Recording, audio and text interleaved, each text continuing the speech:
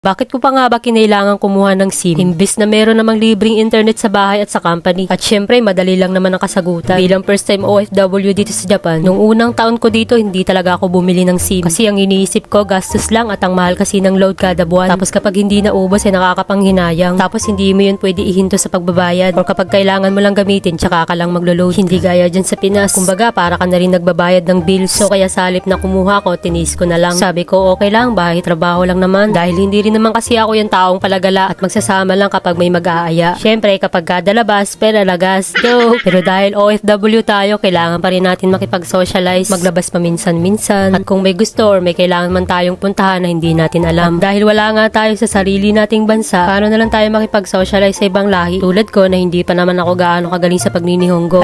Pagod na ang person pag-uwi at mas pinukusa ng trabaho. Ang mahalaga lang naman dun ay maintindihan mo sila. At kahit papaano ay marunong ka pa rin makipag-usap. Kahit hi, wakarimashita. Joke lang. And na-realize ko din na sa atin nga nakakabili tayo ng SIM dito pa kaya. Kaya dahil medyo matagal pa tayo dito sa bansang pinangarap natin at nitong nakaraang taon nga lang bumili na ako. Hindi dahil gusto ko kundi kailangan ko. Kaya ito na ngayon si Casey para na rin nagbabayad ng sariling bills.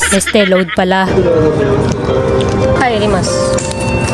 Hindi sa pa kapag lumalabas ako tapos minsan kinakailangan ko makapag-internet. Naghahanap pa ako tulad dito sa Lawson dahil meron ditong libreng wifi pero nakakahiya naman kung papasok lang ako para lang sa internet. Kaya napapabili na lang ako ng mga kung ano-ano. So ayun lang muna guys at maraming salamat nga pala sa panonood. Bye-bye!